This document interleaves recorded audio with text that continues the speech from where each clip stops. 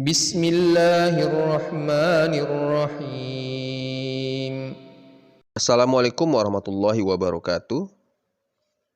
Sahabat fillah, sholat duha memiliki banyak sekali fadilah atau keutamaan untuk diamalkan. Keutamaan yang ada pada sholat sunnah duha tentu hendaknya menjadi pendorong bagi kita untuk selalu mengamalkannya, baik untuk kebaikan di dunia, terlebih lagi untuk akhirat. Dari berbagai riwayat, setidaknya ada 11 keutamaan yang bisa kita dapatkan dengan sholat duha. Keutamaan itu melebihi amal lainnya untuk pahala di akhirat. Selain itu, manfaat keduniaan juga bisa didapatkan orang yang rajin dan rutin sholat duha. Bahkan masing-masing rakaatnya memiliki keutamaan sesuai dengan yang diajarkan oleh Rasulullah Shallallahu Alaihi Wasallam.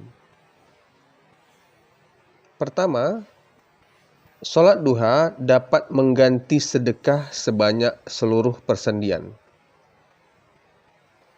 Dari Abu Dzar Al-Ghifari radhiyallahu anhu, Nabi Shallallahu Alaihi Wasallam bersabda, "Yusbihu ala kulli sulamai min ahadikum sadaqah, fa kullu tasbihatin sadaqah, wa kullu tahmidatin sadaqah, wa kullu tahlilatin sadaqah, wa kullu takbiratin sadaqah, wa amrum bil ma'rufi sadaqah, wa nahyun 'anil munkari sadaqah, wa yujzi'u min dzalika rak'atani yarka'uhuma minad duha."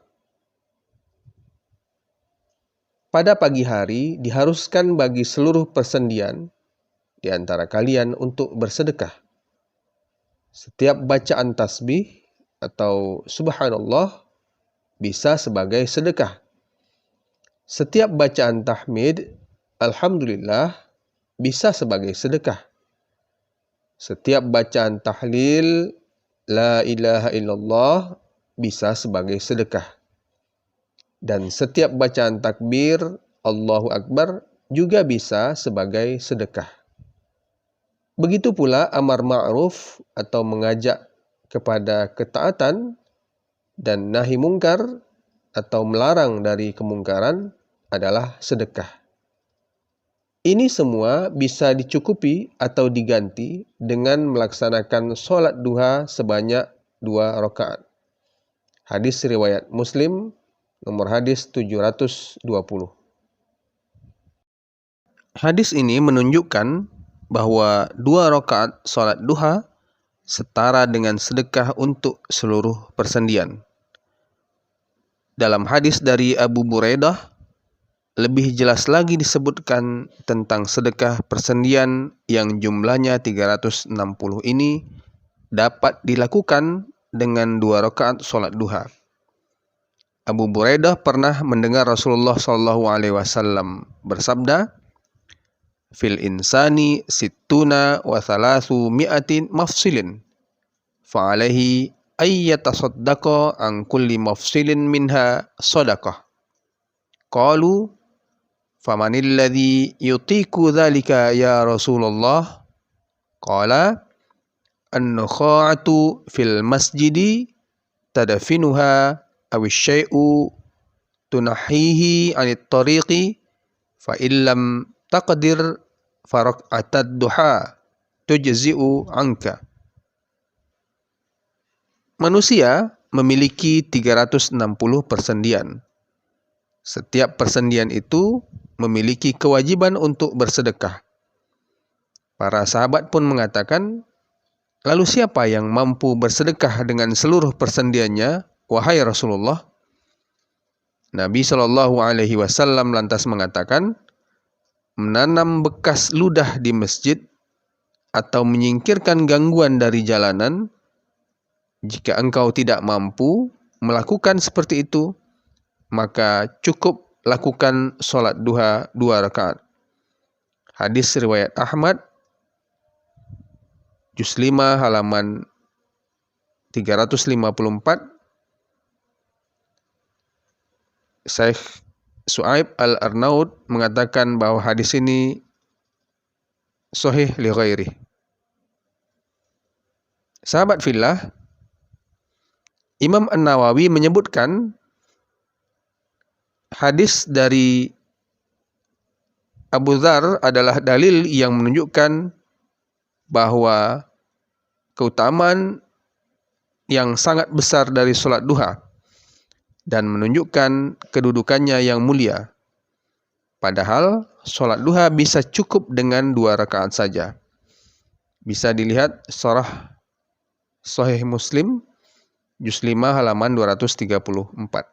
Sementara Muhammad bin Ali Asy-Syaukani menyebutkan hadis Abu Dzar dan hadis Abu Buraidah menunjukkan keutamaan yang luar biasa dan kedudukan yang mulia dari sholat duha. Hal itu pula yang menunjukkan semakin disyariatkannya sholat tersebut. Dengan 2 rakaat sholat duha sudah mencukupi sedekah setara 360 persendian. Jika memang demikian, sudah sepantasnya sholat ini dapat dikerjakan rutin dan terus-menerus. Lihat Nailul Autar juz 3 halaman 77. Kedua, dibuatkan istana di surga. Rasulullah SAW menyebutkan dalam hadis riwayat At-Tirmidzi dan Ibnu Majah mengenai keutamaan sholat duha 12 rakaat ini. Bagi yang mengerjakannya akan diberikan Allah Subhanahu wa taala istana di surga. Man sholat duha 12 raka'atan banallahu lahu qasran fil jannah. Rawahu Tirmidzi. Barang siapa yang sholat duha 12 rakaat, Allah akan membuatkan untuknya istana di surga. Hadis riwayat Tirmidzi dan Ibnu Majah. Ketiga, dijamin rezeki hariannya. Allah Subhanahu wa taala akan menjamin dan mencukupkan rezeki bagi mereka yang mengawali pekerjaan dengan mengerjakan sholat duha. Sholat duha di pagi hari akan mendapatkan jaminan rezeki Allah pada siang hingga akhir siang. Qala Rasulullah sallallahu alaihi wasallam, yaqulullahu azza wa jalla, ya bani Adam, la tu'jizuni min 4 raka'atin fi awwali naharika akfika akhirahu. Rawahu Ahmad. Rasulullah sallallahu alaihi wasallam bersabda, Allah Azza wa Jalla berfirman, wahai anak Adam, janganlah engkau merasa lemah dari 4 rakaat dalam mengawali harimu.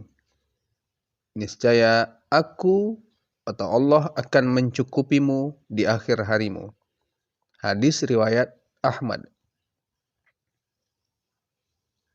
Keempat, mendapatkan pahala haji dan umrah yang sempurna.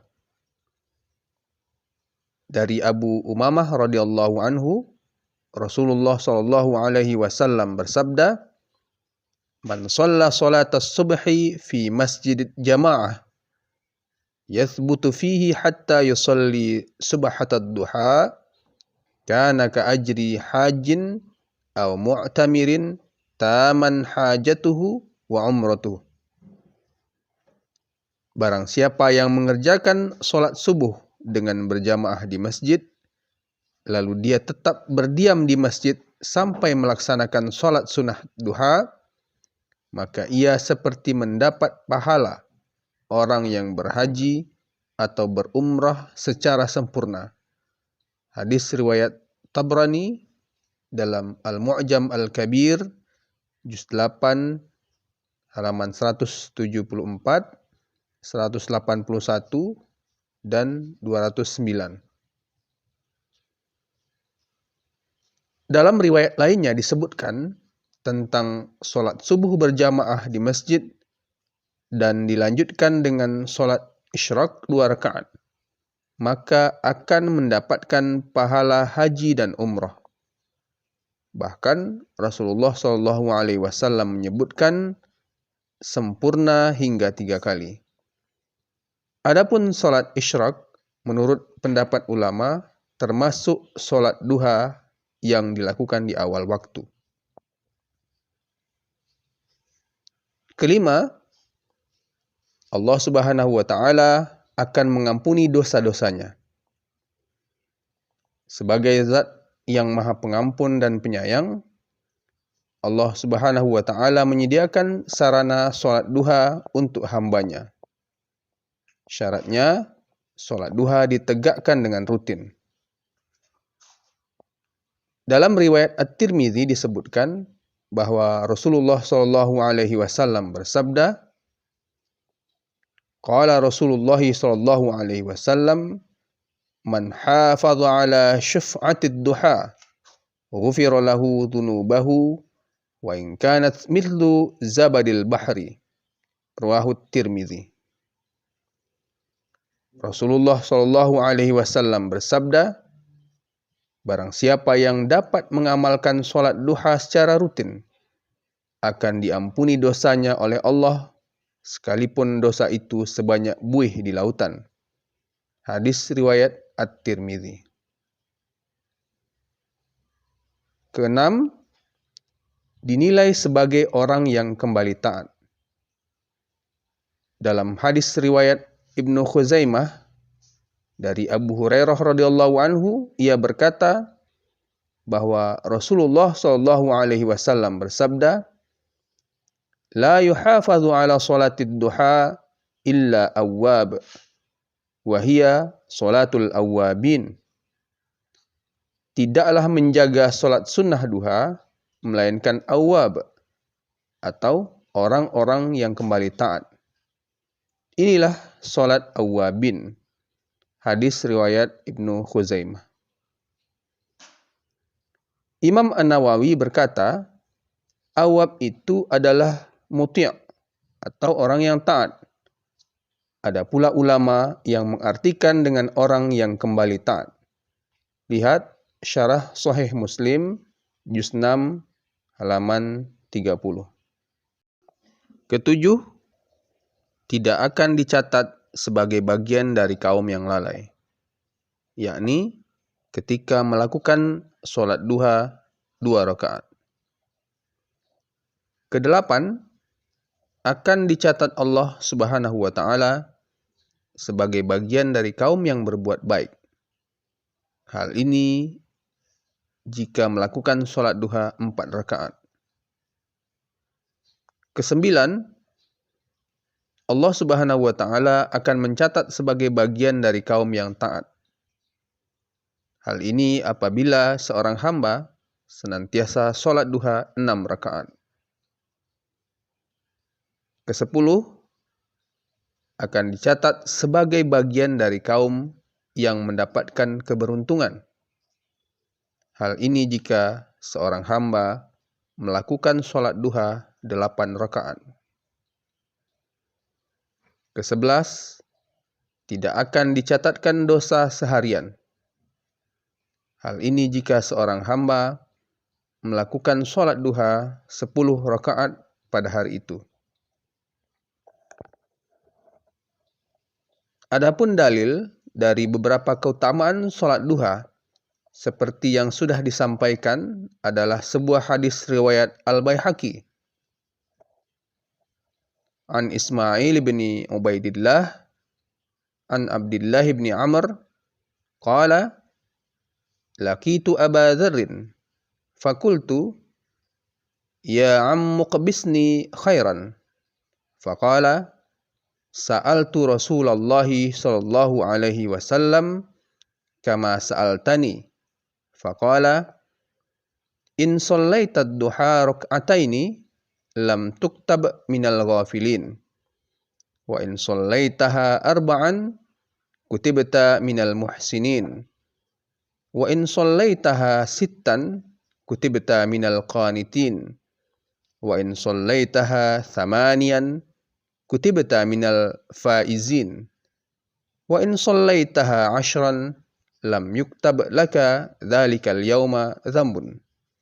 Wa in sallaitaha ithnatai 'asyrata raka'atan banallahu laka baitan fil jannah. Rawahu al-Baihaqi.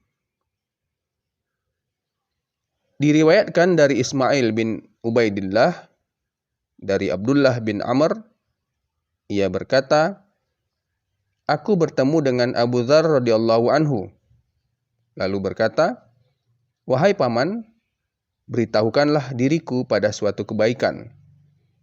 Lalu ia menjawab, aku bertanya kepada Rasulullah sallallahu alaihi wasallam sebagaimana kamu bertanya kepadaku. Lalu beliau bersabda, bila kamu sholat duha 2 rakaat, maka tidak akan dicatat sebagai bagian dari kaum yang lalai. Bila kamu sholat duha 4 rakaat, maka akan dicatat sebagai bagian dari kaum yang berbuat baik. Bila kamu sholat duha 6 rakaat, maka akan dicatat sebagai bagian dari kaum yang taat. Bila kamu sholat duha 8 rakaat, maka akan dicatat sebagai bagian dari kaum yang beruntung. Bila kamu sholat duha 10 rakaat, maka pada hari itu tidak akan dicatatkan dosa bagimu. Dan bila kamu sholat duha 12 rakaat, maka akan dibangunkan untukmu sebuah rumah di surga. Hadis riwayat Al-Baihaqi. Sahabat fillah, demikianlah 11 keutamaan yang bisa didapatkan ketika seorang hamba Allah melakukan sholat duha. Makanya, sholat duha sesungguhnya merupakan sebuah amal yang luar biasa dan rugi jika ditinggalkan. Sahabat fillah, mari kita cerdas beramal, berilmu sebelum beramal, paham sebelum beramal. Wallahu a'lam. Assalamualaikum warahmatullahi wabarakatuh.